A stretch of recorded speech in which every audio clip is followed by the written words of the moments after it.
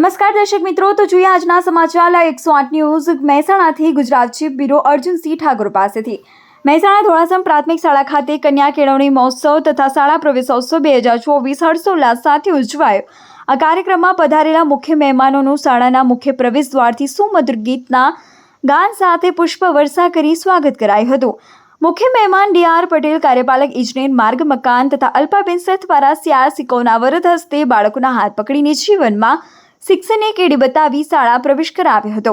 કાર્યક્રમની શુભ શરૂઆત મુખ્ય મહેમાનોના વરદ હસ્તે દીપ પ્રગટાવીને કરવામાં આવી હતી। ત્યારબાદ નાની બાળાઓ દ્વારા સ્વાગત ગીત ગાઈને ઉપસ્થિત મહેમાનોનું શિક્ષકો દ્વારા શાલ, પુસ્તક, પુષ્પગુચ્છથી સ્વાગત કરાયું હતું। સમગ્ર ગુજરાત રાજ્યમાં ત્રિદિવસીય કન્યા કેળવણી મહોત્સવ તથા શાળા પ્રવેશોત્સવ દ્વારા દેશના સૌથી મોટા શાળા પ્રવેશોત્સવની ઉજવણીના સૌ કોઈ ભાગીદાર બની રહ્યા હતા। રાજ્યમાં 33 જિલ્લા, 254 બ્લોક, 4 લાખ શિક્ષકો, 1 કરોડ 15 લાખ વિદ્યાર્થીઓ અને અસંખ્ય વાલીઓ આ પર્વમાં જોડાયા છે।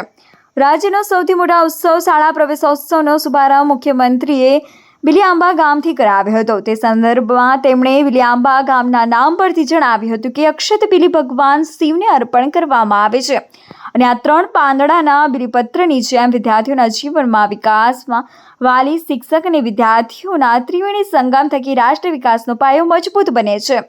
રાજ્ય સરકારે શિક્ષણ પરિવર્તન માટે વિદ્યા સમીક્ષા કેન્દ્ર, મિશન સ્કૂલ ઓફ એક્સેલન્સ, પ્રતિભાશાળી વિદ્યાર્થીઓને પ્રોત્સાહન અને ઉચ્ચતર માધ્યમિક શાળાઓના સૂત્રીકરણ અને શિક્ષણ થકી વ્યક્તિ વિકાસ અને વ્યક્તિ વિકાસથી રાષ્ટ્રનો વિકાસ થઈ રહ્યો છે।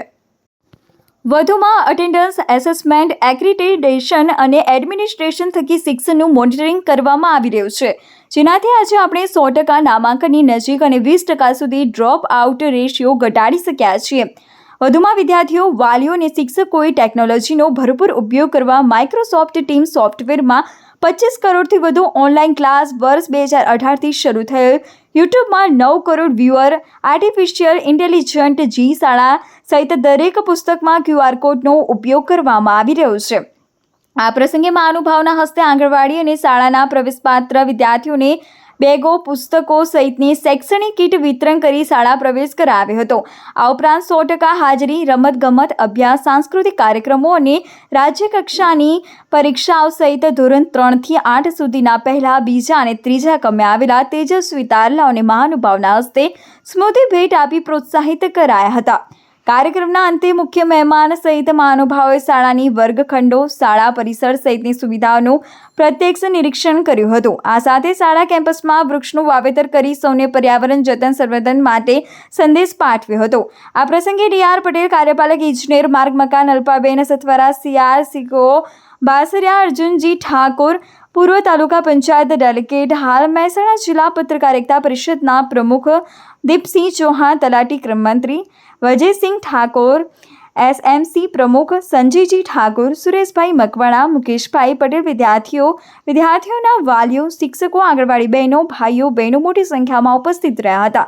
આ કાર્યક્રમનું આયોજન શાળા ઇન્ચાર્જ અમિતાબેન સથવરા, ID શિક્ષક નરેશભાઈ, શિક્ષકગણ તથા સફળ સંચાલક ચંદ્રકાંતભાઈ લિંબાચિયા તથા ચિરાગભાઈ સોનીએ કર્યું હતું। તો જોતા રહો 108 ન્યૂઝ ગુજરાત અને ફરી મળીશું નવા સમાચાર સાથે। નમસ્કાર। વિદ્યા વિનયને વાલ મેળવવા બેન હું આવ્યો આજે, બેન પાટીને પટ્ટી લઈ બેન ભણવા હું આવ્યો, શિસ્ત સંયમ ને સંસ્કાર મેળવવા હું શાળાએ આવ્યો, પુસ્તક પેન્સિલ ને બેગ લઈ બેન ભણવા હું આજ આવ્યો, જીદ ને રીસ છોડીને જીદ અને રીસને છોડીને ઉમરાથી અંબરના સોપાનો સર કરવા આજ બેન હું નિશાળે આવ્યો, આજ બેન હું નિશાળે આવ્યો। સરસ, આગળ મહિલાઓના વિકાસ માટે જે પ્રયત્ન થઈ રહ્યો છે એક ભગીરથ કાર્ય છે અને આપણે બધા જ સમજીએ છીએ કે દીકરી ભણશે તો 2 ઘર તારશે અને એક દીકરો ભણશે તો એનું એકલાનું ઘર તારશે, તો બધા જ સાહજિક સમજી શકીએ છીએ। અને અહીંયા હાજર વાલી મિત્રોમાં મોટાભાગના બહેનો જ છે, એ પણ આજે એક આનંદનો વિષય છે। હવે આપણે દરેક બાળકને તક આપવી જોઈએ। ખાસ વાલી મિત્રો માટે હું અહીંયાથી ઉદ્બોધન એટલા માટે કરી રહ્યો છું કે બાળકને શિક્ષકો તો એના ડ્યુટી ટાઈમે કામ કરે જ છે અને આજે હું જે CRC ટીમના જે બી ગામડાઓ ફર્યો 8-9 સ્કૂલો થશે ટોટલ, પણ એમાં દરેકમાં સ્ટાફની તો લગન એટલી બધી છે. સામે આપણે આપણા બાળકને ઘરેથી પણ થોડું એક્ટિવેટ કરીએ તો હું નથી માનતો કે આજથી આજે જે પ્રવેશ રહી રહેલા મારા ભૂલકાઓ 20-25-30 વર્ષે કોઈ ડૉક્ટર કે એન્જિનિયર બની શકે છે. હવે એક નાનકડી પ્રેરણા આપીશ કે પ્રેરણા એટલે શું? તકની તો આપણે વાત કરી કે આપણે તક આપીશું બાળકને, બાળક પાછળ આપણે ટાઈમ આપીશું તો એ હંમેશ માટે આગળ જવાનો જ છે. કોઈ 100% જશે, કોઈ 90% જશે, એટલે કે 90% જશે, કોઈ 80%, પણ કંઈ ના કંઈ બનીને જ જશે જો આપણે એના પાછળનો પ્રયત્ન મૂકીશું નહીં તો. અને એ પ્રયત્ન માત્ર શિક્ષકોનો નહીં પણ વાલી અને શિક્ષકોનો સહિયારો પ્રયત્ન છે અને એનું પરિણામ આપણને મળશે. બીજી એક વાત કહું